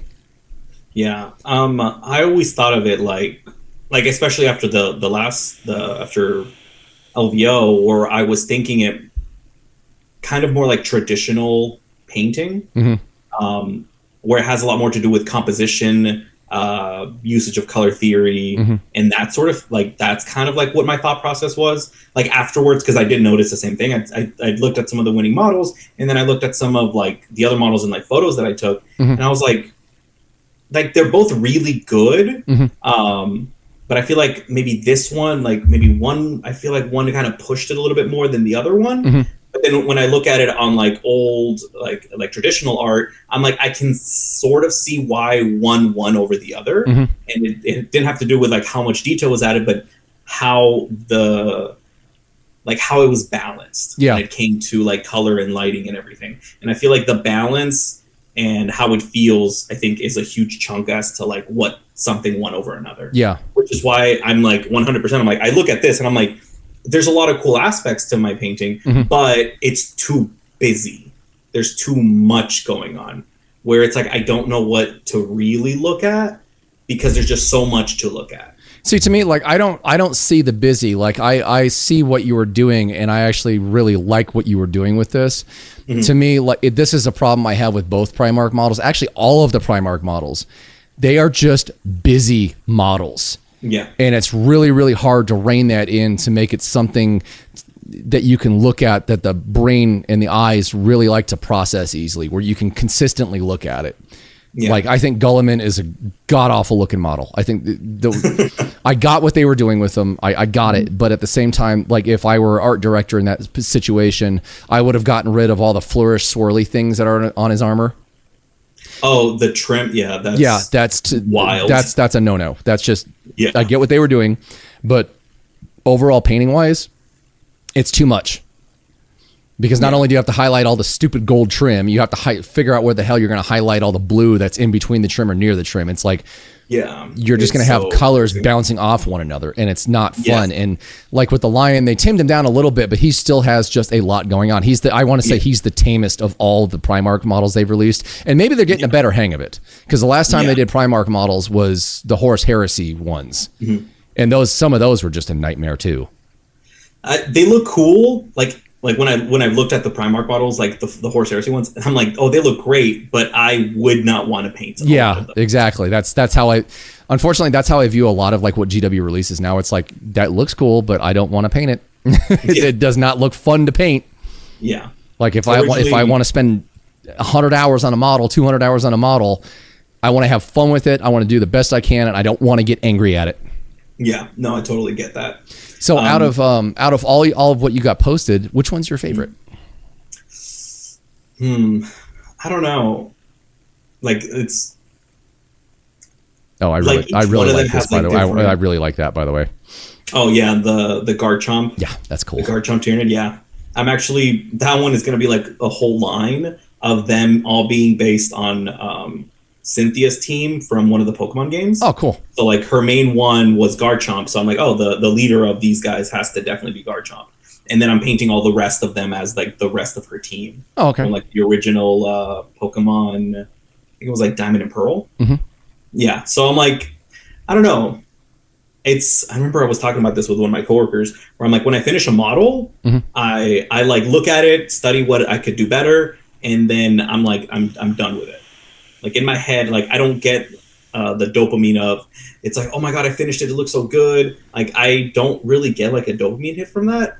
My dopamine hit comes from the painting and figuring out how to do what's in my head, like on the model itself. Like once when I did the claw and I was doing that like color transition on the claws to make it brighter in like certain spots, like I had more fun doing that. And like once I finished it, I was like, cool, I'm done. Next model. Like whenever I finish a model, not that I don't like care about the model, but I'm like, okay, I'm done with it. So I'm like, forget it. We're done with this guy. Lamartis was the first competition model that I got done with that I didn't absolutely hate, and I actually wanted to look at him when he was done. When I got Ulrich done, when I got Logan Grimnar done, when I got just any competition model I've done for like the last 2 years, it's like when I get them done, I just throw them in my case. I'm like, I'm not looking at you for a month. Yeah. Lamartis, I was like, okay, you know what? I actually like this. I've learned a lot over the last year. I don't hate this. Yeah. I don't want to walk by and flip him off every time I see him. Right. So out of all these, you don't have a particular favorite? I like the Gene Stealer because I feel like the Caterpie was kind of goofy. Like I just thought it was kind of silly to do a little Caterpie guy. It's like, oh, it's like the most unassuming Pokemon, and it's like the worst, the most deadly, like monstrosity in the Tyranid universe, and it's just the Caterpie. That's a Broodlord, isn't it? Yeah, it's supposed to be a Broodlord. Okay. Like on the base size for them is a Broodlord, but I think he's like, because he's actually for the Gene Stealer cult, not for Tyranids. But the Tyranids have their own version that looks almost like him, but this guy's a much newer sculpt than that one, so I wanted to use him instead. I think the Broodlords actually started in 3rd edition Space Hulk. That's where this model came from. Leader, yeah, because he's like a leader of the Gene Stealers. Yeah. And this is like the most updated version of him because he's supposed to be in the Gene Stealer cult. So wait, like just I don't know because I don't pay attention to it all that much. So are Gene Stealers now still considered Tyranids? So they're Tyranids. Okay. Like in lore, they've kept them back in the Tyranid army because there was a while where they kicked them out. Yeah, so for a little while, from what I've heard, because I wasn't around for that section, but like right now, what it is that the gene stealers are part of the Tyranids, and they work as sort of like scouts for the Tyranids. Yeah. Or the Brood Lord works as like a scouts for the Tyranids. They go to a planet, take it over, slowly manipulate the inhabitants of it, so that way that they listen to the Brood Lord, and then right when the Tyranids pop in, they kind of like turn off their psychic wave. And then they realize that they've actually been worshiping something bad. And then all of a sudden they're biomass. Yeah, all of a sudden, we're dying. We're out of here. We're going to be mush in a few seconds. So that's kind of like what they do in lore, which is kind of interesting. Okay. Yeah. Initially, like to me, it was weird how long it took Games Workshop to bring back Gene Stealer cults, because they always kind of kept rules for them. But like in my day when I was young, like there was tons and tons of models for Gene Stealer hybrids and Megases, and the Patriarch. There was two Patriarchs. There was one sitting on a crown or a throne that I wish I'd never gotten rid of, and there was another that was running. There was Familiars. Back then, Gene Stealers and Tyranids had Squigs, by the way. They've completely redone the lore for Squigs, because Squigs used to be a Gene Stealer or a Tyranid invention that the Orcs wound up taking, they got a hold of, and they adopted and start breeding them as well. Oh, and now really Squigs don't exist in the Tyranid armies anymore. Oh, that'd be so cool if they did that just randomly. Like, we got random Squigs with us. Don't worry. Well, the Tyranid Squigs were a little bit more. They were a little bit more Tyranidy, and then the Orcs had kind of their own version, but they came from the same gene pool as what the Tyranids created. Okay, that makes sense. So I'll have to, one of these days, I'll have to bring down my old Citadel catalog. It's like from 92 or 3, so you can see a lot of these old models. But yeah, there was, they had Gene Stealer cults. They didn't have any vehicles. They encouraged people to like go make their own. Games Workshop made 2 of their own officially. They just pieced them together. They were limos, cult limos. Oh. And yeah, and then second edition came around. They kind of kept some of the models in production, and by the time the second edition, toward the end, they got rid of all the Gene Stealer cult models. And it was, I don't know if they kept cults in for third edition and up, but they just said, use Imperial Guard models. Oh, that actually makes sense, because a buddy of mine was telling me that in the past, I think like 8th or 9th edition, it was basically Guard. You had basically half of your army was Guard, and then the other half was like Gene Stealer if you wanted to play a Gene Stealer cult. Yep. And there was no Megas models, there was no Patriarch models, there was no Brood Lords, and then finally like this. Well, they started the Brood Lord thing with I think with Space Hulk, and then they kind of realized, maybe we should do the Gene Stealer cult stuff again, and they brought it back, and it's like, God, these look good. They have all the flavor and essence of the original Gene Stealer cults from the Rogue Trader era.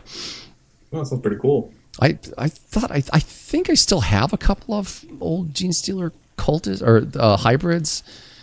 I know I've got my painting bestie dropped off the original Space Hulk along with Deathwing and Gene Stealer, the 2 expansions, and he got a bunch of extra sprues of them. But the Gene Stealer expansion, they brought in hybrids, psychic warfare, so you could actually use librarians. So I actually have the old plastic hybrid models and the old Terminator librarians, and they are so ugly. Super bad. I'll when we're done, I'll dig a picture out and send them to you. You're gonna be like, wow, that's a Gene Stealer hybrid. That's terrible. Oh my God. I like seeing some of like the super old ones. I got more into like older models recently, because like before I'm like, no, I want the new models, are cooler. But then like as I got more into the hobby, I'm like, I like how some of the older models. So now I'm kind of like semi hunting down old models. Old plastics were terrible. Oh, that's what I've heard. Rogue Trader era and second edition plastics were terrible. Yeah. A buddy of mine actually gave me a couple of like old Eldar models, like super old, like they're metal. I think they came out in like 94, 95. I don't remember what they were. I remember I was talking to KrakDuk about it, and I showed him a bunch of pictures, and he's like telling me what these models are, and I'm like, they're kind of like adorable in a weird way, because it's like compared to the new ones, like the new ones definitely have like a threatening presence, like they've done it on purpose. But like the old ones, I'm like, they're hand sculpted. They're like almost like chibi, because their heads are huge. Yeah. Compared to like now where their heads are like proportionate. So I'm like, they're kind of adorable in a weird way. So I'm like, I'm starting to like really get into like the older models where I'm like, if I run into them in the wild, I'm like, I'm going to start picking them up just because it's like, I kind of like the way that the old metal models look. Design aesthetically, the Eldar have changed the least. Yeah. Like, I think they just really got scaling because like in reality, everything is there from the old ones to the new ones. I'm like, it's been like 30 years and I'm like, the weapons are exactly the same. They're just pose different and the scale's different, and that's it. Well, like a lot of the new character models they were bringing out are still, most of them are still based. I mean, you can tell, like you can put Jess Goodwin's original sculpt next to the new one, and it's like, oh no, this is just a slight update of Jess's design. Yeah, which I thought was really interesting. Well, that tells you like how good of a designer, like, and how well Jess's models held up 30 years ago. Yeah, they were really cool looking models. The detailing on them looks really great. So that's like one thing that that I was telling my friend. I was like, hey, I should probably make like YouTube video where I paint these super old models in like modern colors, just to like see what the differences are. The one drawback, and I was when I was stripping those Mark 7s the other night. The one drawback is fixing mold lines is a pain. You need to have a file. And you can't just scrape it off with an X-Acto knife. I mean, you can if they're thin enough. You can run it up and down and scrape down the metal. But some of them, like where they're physically miscast, where it's like, you gotta file the crap out of that. Yeah, no, I was looking up like stuff on how to take care of like the old metal models, and somebody was like, you need a file, 100%. Yeah, the funny thing being, I've talked to numerous people about this. It's like back in the day when everything was metal and in blister packs. You'd go through, like if it was a row of Terminators, you would go through the entire row of blister packs, making sure that you found the blister pack with the best castings possible. Otherwise, you're going to spend like a whole evening and possibly another day filing it down and green stuffing it. Yeah. No, and that's how I felt with the resin casted ones. Let's not talk about resin from GW. It's terrible. That was a nightmare. Fine cast is the worst. Don't get me wrong, like resin casting now has gotten really good, like that the space pickle that I painted up, and Little Dan, I think I was sending you pictures of him, that what I painted for my stepson for Christmas. Oh, yeah. That casting is phenomenally good. Yeah. Like I can't believe how crisp and clean the detail was. There was no pits in the resin whatsoever, nothing. I mean, it was so good. Whereas you look at Games Workshop stuff and it's like you look at it the wrong way and it breaks in half. Yeah. Oh, man, it was a nightmare. I did one for a commission and it was like, I hated it so much. I just wanted to finish and then turn it into the guy and then just be done with it because I was like, I'm never doing this again. Yeah. Oh, there was I forgot the name of that podcast I used to listen to. It was like three English guys. Peachy used to be on it, but they actually had one of the GMs from Games Workshop on, and he was talking about like a lot of the stuff that went on in the background the public wasn't aware of, and he talked about Finecast and basically how Games Workshop just doesn't care. And that like their resin processing is like one of the way they make their models and the resin they use is like one of the worst on the market. I'm like, dude, we've advanced so much on resin. Like, what's going on, guys? Yeah, and again, well, and like the bust that I did of Pepper and Gizmo, that was resin cast, and she was tiny and she was perfect. There was like one spot that I had to hit with the file for like 2 seconds. Yeah, but I mean, overall surface, there's no pitting whatsoever. The surface was perfect. Yeah, and you get a fine cast from Games Workshop, and it's just filled with pits, like worse than metal. Yeah, and you're like, all right, cool. I guess I'll use the gap filler again. Honey, break out the gap filler. Yeah, we're gonna need it. So to wrap the show up, is there anybody you want to give a shout outs to? Probably. I mean, I guess my hobby friends, Dork Depot, KrakDuk, Space Jam, or Grayson. Those are like the guys that I usually talk to about hobbying the most, honestly. Okay. Yeah. I was about to say you better mention Chris or he might cry. Well, then I redact that. Can you edit that? And if it was, is that all the shout outs you got? You don't have to do like 200 people. Okay. I was like, okay. I'm trying to like, now all of a sudden I'm blanking and I'm like, do I even hobby anymore? Like who do I know? No, the reason I'm asking is because I have the mystery question for you. Oh. The mystery question was left for you by my buddy Squonkles over in the UK. Mm-hmm. And he asks, what's one piece of advice you would want to give to your younger self? And it doesn't have to be about modeling. question I would give my younger self.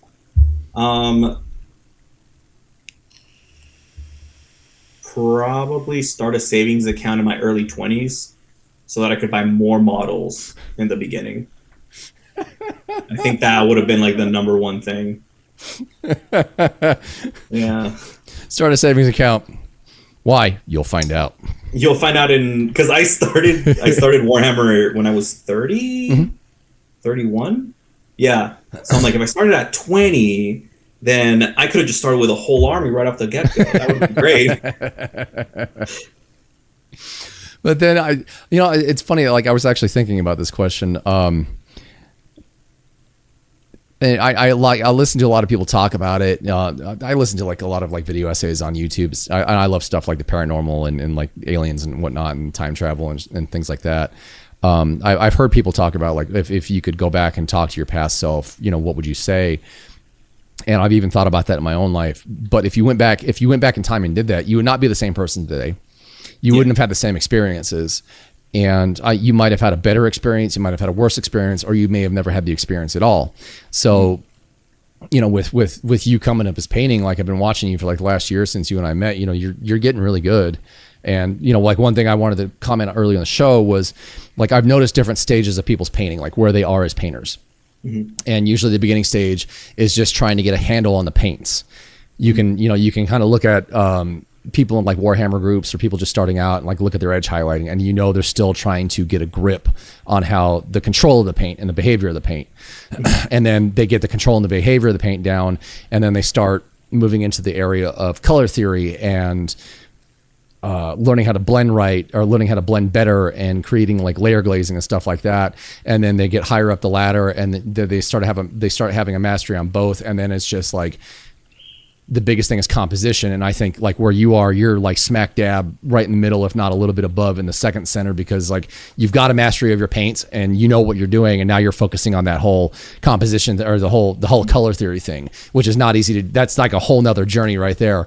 And where this is all leading into is that if you went back in time, gave yourself like, start a savings account, you wind up with $30,000 by the time you're in your 30s. Okay, I can buy this whole army. But do you think you'd still have the same experience painting wise as you did now? I don't know if I would want to change my painting experience. Okay. Yeah, that's a really important one, isn't it? Yeah, because it's like, I feel like if I were to change my painting experience altogether, I don't think I would be painting the same way that I am now. Whether it's better or worse, I don't know, but I'm not in a point where I'm like, I wish I did it earlier, or I wish I did it like this early in the beginning. I'm like, no, you know what? I learned everything at a certain step, and I'm happy with the way that I've actually learned. Good. Yeah. That's I'm really happy to hear that. I was, as you were saying, I was just braining that too. It's like, when I got back into it in 24, there's been times where it's like, man, I wish I would have gotten back into this earlier, but where I was in life, I just couldn't. I still like the stuff. Don't get me wrong. I've always loved Space Marines and stuff like that, but being in a band, working 2 full-time jobs, there was no time to allow for it. And thinking like, if I'd gotten into this like 5 years earlier, would I be learning the same discipline, and would I be excelling like I am now? Yeah. Like, it's almost like, this at this point in time in my life was the correct time to do it. And it sounds like where you got into it was the correct time for you to do it. Yeah. That's why I'm like, I'm not, I've heard like a similar question a lot in the past, and I have thought about that before. And most of the time, I'm like, I don't think I would ever really want to change anything about my past or anything, my experiences, even if they weren't all good experiences. And if I've seen some stuff that I'm like, maybe I shouldn't have seen that. But in reality, I'm like, you know what? Even the not so good things, they led me to be the person that I am now. Yeah. And I wouldn't want to change that. So I'm okay with making the mistakes that I made if it meant getting to this point right now. I think a lot of people, I've seen a lot of folks, they fall into kind of like a victim mindset. It doesn't matter what they're doing in life. It's just like, oh, woe is me, like this happened. Why did this happen? And just blame everybody else, as opposed to like maturing a bit in life as a human. And it's like, okay, this sucked. How do I not do this again? Yeah. And, even in painting, it's like the biggest thing is the one thing I learned while I was out of painting, especially when I was running art departments, was like how to fix other people's artwork And that's a huge thing, you know, like even with like my other thing being in a car is like, you know, I broke something in my car. How do I fix it? And with painting, it's like, okay, I screwed this up. How do I fix this? Right. And so, those are some of the bad experiences that you can have, but also the bad experiences are very, very good teachers if you're open mindset wise to learning from getting your butt kicked. Yeah. And I mean, that's the only way you're going to get better is by failing at it. Yeah. Yeah. Well, I was talking to Lila last week about it. You know, a lot of people think that, you know, those of us who are, you know, who've gotten into a higher level of painting, you know, you post on social media, and on social media is just kind of a really bad example of like looking at somebody's life. But it's like, you know, oh, this guy's so good, you know, oh God, he just banged that out. It's like, no, you have no many times how many times I screwed up to get to that point. Yeah.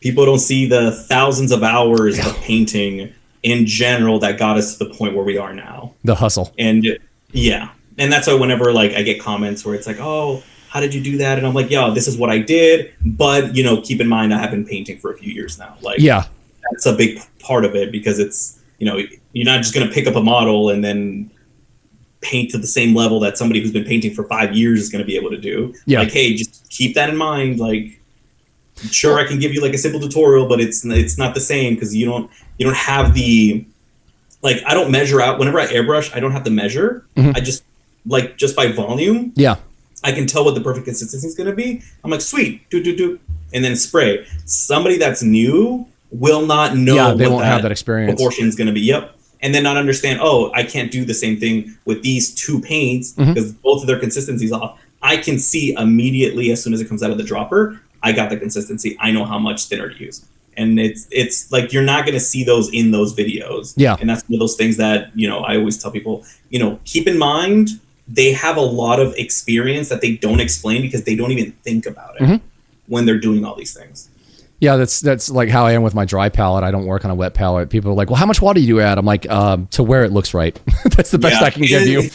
And when people ask me, especially on stream, they're like, oh, how do you know what it is? And I'm like, I'll do a line on the back of my hand. Yeah. And that's the consistency. They're like, okay, but how do you measure it? I'm like, I don't. I just wet the brush, do like a second of it and be like, okay, there, that's the consistency. Boop, boop, we're good. I'm like, texture. All right, now we can continue painting. Yeah, there was somebody, when I was picking up paints at a War Room, there's somebody asking me about water to paint consistency in the painting aisle.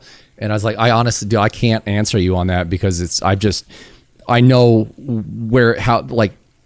I know visually how much I've diluted it, where it needs to be diluted to. Yeah. But that's after on and off for 30 years of painting and screwing up a lot. just learning that visual, like, okay, drag the paint out. Yeah, that's good. Yeah, and if it's too thin, I'll just pull it. Like, I might slap it on the model, do a line with it. Oh, too thin, and then just mix a little bit more paint back in with it. Cool, there's the consistency right there. Yeah, but it's as you said, it's that whole good and bad thing of experience, and you got that's life is just when it teaches you stuff like that, it's a great teacher. Yeah. So I'm going to wrap this up. We'll chat off camera, but I need to wrap this up. Thank you very much, Midnight.Gh0ul, for coming on. For anybody who wants to check out his stuff, in the little box below, you all know where it is. And I have a podcast. I've got to do a podcast tomorrow with Dave Perry from Old Heavy Metal. So, but I am going to shut this down. Thank you guys for watching. Here's a few more videos. I have no idea what will be up here by the time this episode comes out because it is currently the beginning of February, and I don't think this will be out until like April. So I will talk to you guys then. Thanks for watching.